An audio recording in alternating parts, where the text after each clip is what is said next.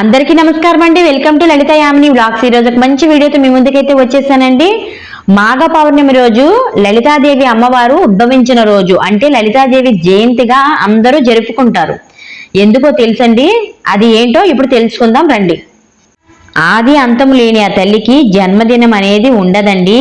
కానీ అమ్మవారు బండాసుర సంహారం కోసం చిదగ్ని కుండం నుంచి లలితా త్రిపుర సుందరీదేవిగా ఆవిర్భవించిన రోజు కాబట్టి అందరూ లలితా జయంతిగా జరుపుకుంటారు.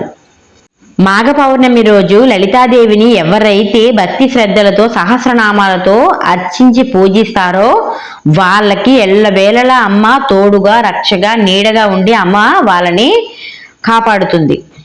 ఈ రోజున అమ్మవారిని లలిత సహస్రనామ స్తోత్రాలతో పూజించండి, అర్చించండి. అలాగే అమ్మవారికి ఇష్టమైన బెల్లం పానకం నివేదన చెయ్యండి.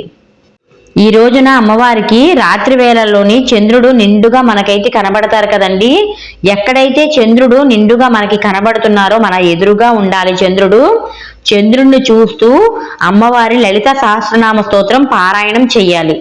చంద్రుణ్ణి మనం పారాయణం చేసినప్పుడు అదే పనిగా మనం చూడలేం కాబట్టి చిన్న అద్దాన్ని ఏర్పాటు చేసుకొని ఆ అద్దంలోని చంద్రుని బింబం పడేలా ముఖంగా మీ అభిముఖంగా అద్దాన్ని అయితే ఉంచుకోండి. అలా ఉంచుకొని అమ్మవారికి పారాయణం చేయండి. దీపం ధూపం అమ్మవారికి ఇష్టమైనవి ఆవు పాలతోని కొంచెం బెల్లము కొంచెం ఇలాచీ పొడి వేసి అమ్మవారికి నివేదన చేయండి. ఆవు పాలంటే అమ్మవారికి చాలా ప్రీతికరం. దానిలో కొంచెం బెల్లం ముక్క కొంచెం ఇలాచీ పొడి వేసి అమ్మవారికి నివేదన చేసి దీపం ధూపం తాంబూలం అమ్మవారికి సమర్పించి అద్దము చంద్రుని ప్రతిబింబం పడే విధంగా మీ అభిముఖంగా అద్దాన్ని అయితే పెట్టుకొని అమ్మవారిని ఈ రోజున పూజిస్తే అమ్మవారి కరుణా కటాక్షం మనపై ఉంటుంది. అమ్మవారు ఏ పని చేసినా అన్నింటిలో కూడా మనల్ని ముందుండి నడిపిస్తారు.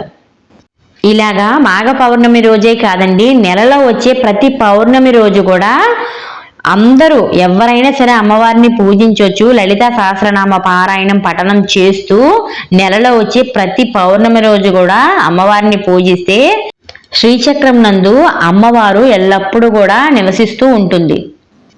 వాసిన్యాది వాగ్దేవతలు అమ్మవారిని పట్టాభిషిక్తురాలిగా చేసిన సందర్భంలో అమ్మవారి గుణగణాలు అమ్మవారి సౌందర్యాన్ని కీర్తించారు.